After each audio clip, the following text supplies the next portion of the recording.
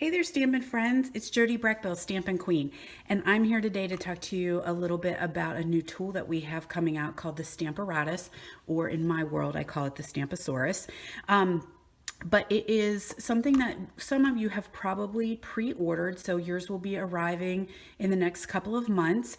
And there were a few demonstrators who were on the development team, and so we were able to get ours ahead of time, and we've been playing with it and working with it. So I wanted to share some tips and tricks that I've learned along the way.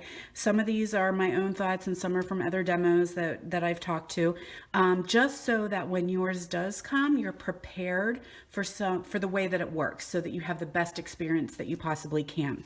So your Stampasaurus does come with I will try to call it a Stamparatus. It comes with this base plate here. This is magnetic. It's got a grid on the bottom. You're going to have two clear plates with the hinges that will hinge in and out, and also a foam mat that you can slide in here for when you're working with photopolymer stamps.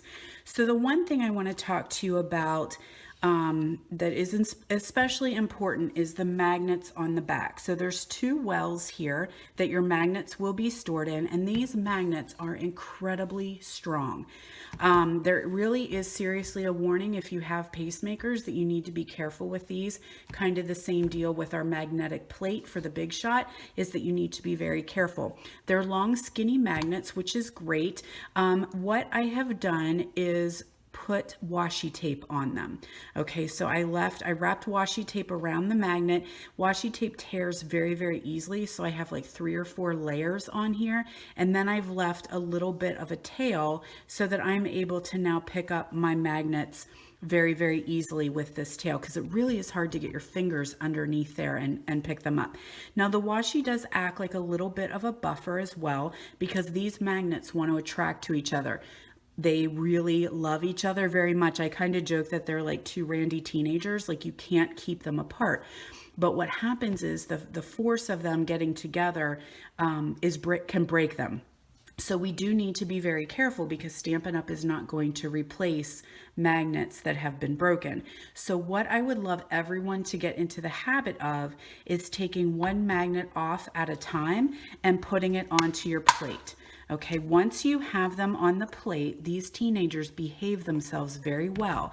They sit nicely and they watch TV beside each other.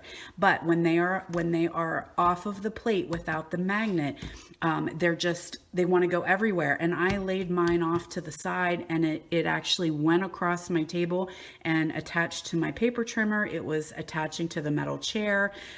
They just have a very strong force. Now, do we need magnets this strong? Yes, we do, because when you put this on and you've got a layer of cardstock, it has to have enough strength to keep the magnet, or to have the magnetic field strong enough that your paper is not moving while you're working with it. So get into the habit of one magnet at a time and keeping them on your plate. So don't lay them around when you're working, which is, I'm just as bad. I'm learning, okay? So it definitely is a learning curve. To make sure that our magnets stay where they're supposed to.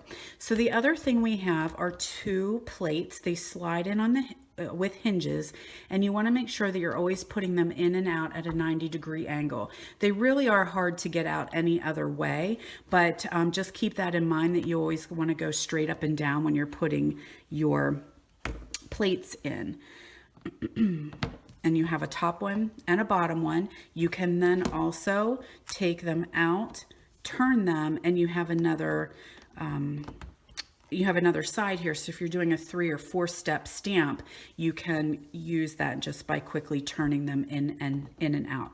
So I'm kind of watching my notes here to make sure I'm telling you everything that I want to make sure you're aware of. The other thing is, when you're storing it, you want to store them with the plates out. Okay, so what you'll see is this plate starts to come down here, and it doesn't quite go shut, and that's a lot of pressure on that hinge at the top. So you want to make sure that whenever you're all done, just take them out and lay them together and store them that way, so that we don't end up breaking our hinges and causing some problems with that. So let me show you how to work with it. We're going to use our red rubber, and with the red rubber stamps, I do like to have the bottom grid showing. I feel like when I put the foam layer and it's a little bit too thick. So I do like to have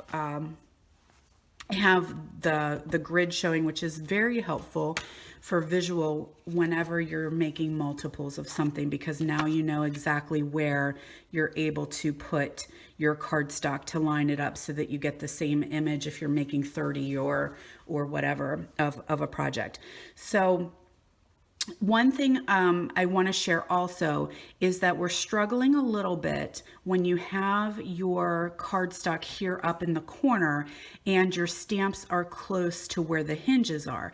The hinges do not quite come down far enough. Sorry, of course my nose starts running every time I do a video. So what is happening is you're not quite getting your nice crisp image when your stamp is close here.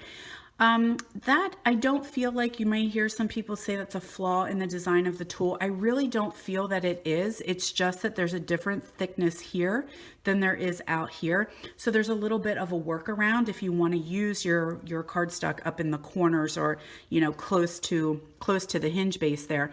And that is, I found just taking the silicone mat and just putting that guy in there. And what that does is just lift your cardstock up just a little bit so that your stamp is a little bit closer. I don't feel like that's a big problem, because what we may find as we're working with this tool is we may not all have Stampin' Up stamps, which I know it's hard to believe, but there are other stamps out there, and not all stamps are created the same thickness. So you may have some that are a little thicker rubber or thicker photopolymer than others, and so you may have to figure out how to do this workaround to get the best image that you can from your stamps. Because in general, I absolutely am smitten with this tool. I think it is amazing. I think it's the best one out there, and everybody is just going to die for it. But we do have to have some little workarounds if something's not quite working the way that you want. And I feel like we've been doing that with the Big Shot for a while as well. Sometimes we have those real intricate dies and we need to do some different shims or different platforms and change some things around so that we get the best cut that we can when we're working with that. So the silicone sheet can help a little bit with that, or you can just kind of move away from that corner and get your stamping away from the hinges. So I'm going to put mine, I'm going to use this guide right here, and I'm going to put my magnet down just to hold that in place.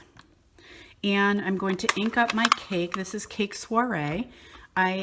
This is a demonstration purpose, so you're going to bear with me because I noticed my ink pad is a little bit dry. I've got some pink pirouette here for my cake base. I'm just going to close that and just a little pressure there. And I've got my cake, and then I have the top is going to be Flirty Flamingo. So I'm going to ink that one up. One thing that does help, I find, excuse me, is to have some baby wipes with you. Excuse me. Just because when you're inking up, you may start to get some ink here on your plate, and that's just helpful to wipe that up just a little bit before you stamp your image. Okay, so there you have a beautifully decorated cake, and you could make, 30 of those, and they all are going to come out the same. Now, I would say mine is a little offset here, and that's because I did this without the magnet and my paper moved when I was setting it up. But you could go back through and alter that, just shift it down a little bit, and you're going to come out just perfectly with that one. So let me show you how the photopolymer works, and that is when I do like to have this plate. Okay, kids, come on with me. And I liked, or not this plate, this pad here. That's kind of like the squishy pad that we use, or the Stampin' Pierce mat when we're working with photopolymer. Now, what happens when you're using the foam is that you lose your grid now. Okay, so now you're kind of losing your visual as to where you're lining things up. And if you're doing multiples, again, that could be a little bit tricky for you, but the grid does show up on here, and it does match, the grid on your plates do match the grid on the bottom One thing that I did as a workaround was just took a piece of my grid paper and put that there. So now I'm able to see for lining up. So, you know, if I'm doing a class and I have a bunch of customers that are working with the same, I can say, you know, I can highlight this line and say, okay, your cardstock's going to go right here. The other thing a friend of mine mentioned was she could put washi tape here too, just as a little bit of a visual and as to where you're going to line things up. Just put a little strip of washi tape. You can also use the hinge itself and say, okay, you know, start at the second, the beginning of that second hinge there, just for a little bit of visual. So I'm going to put this here. Actually, I'm going to get rid of this because I like to have it taped down so it doesn't move. But I'm going to show you something, and this is a reason why we have 2 magnets. Okay, so I'm going to take my peacock. I'm going to lay him down right here. Whoops, he wants to move a little bit. Lay him down here, and I'm going to attach him to the plate. Okay, now can you see how it's starting to pull because the photopolymer is a little bit sticky? So it starts to pull up your cardstock when you're stamping. So that is where the 2 magnets actually help, especially with the photopolymer. So I'm going to ink him up. Stamp his pretty tail in lemon lime twist. Okay, so now I have a little bit of a ghosty image right there. It didn't quite, ooh, that's the wrong color. We don't want to do that. Okay, I'm going to come back in here, put some more ink on there, close that, push especially in that part where I didn't get ink, and now I do have ink, and it's lined up exactly the way that it should be. That is wonderful, you guys. All right, so now I'm going to lay his body where that is supposed to go. And I'm hoping he's lined up pretty well. I have to see this actually through my phone camera. So sometimes my lining up is not as good as if I were not looking through my camera. Okay, I'm gonna close this, stamp my peacock body. And there you go. He's a beautiful peacock all lined up and ready to go. So there's another little thing we can do which is fun. Let me see if I can get this on here. And this is where the hinges really come in handy. I'm going to scoot you out of the way.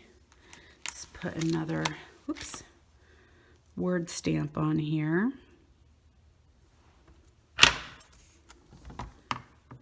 Close that and pick up my stamp. I'm going to ink that up a little bit. Stamp that one time, take it off. I'm going to pick up my hinge and slide it down to the next hinge. Stamp again. I pushed a little hard on that one. Oops. Go back one. There we go. And now you can do in the same row. Now I have a lot of ink on that, so I would have wiped that off. But you know, like I said, this is just demonstration only. So you can do sentiments right in a line. This is a little bit ombre, but you could ink it up each time and have stuff done. Kind of do things right in a row, which is kind of cool that these hinges come off. So let me make sure I told you everything. Make sure that you're working with your magnets, pulling one off at a time, getting them right onto the board, keeping them on the board, okay? Don't lay them around your workspace. If you get into that habit, I think you're gonna be real happy with that. Wrap them in washi tape. That'll give you a little bit of a handle. I did see that some demonstrators had used duct tape.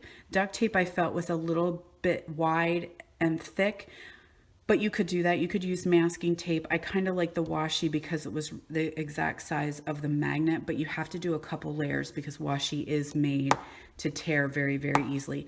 Leave yourself that little tail for picking up. Make sure that you don't store the hinges or store the plates in their hinges. Get into the habit of taking them out.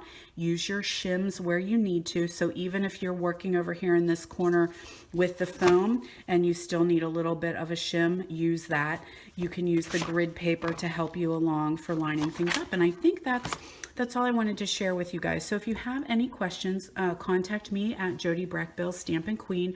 I'm happy to answer any questions that you might have, but I just thought maybe this would help you as you get yours so that right out the gate, you're gonna have a really good experience, because I think that you're going to love it as much as I do for lining up things so simple and so easy. So have a great day, guys. Thanks for joining me.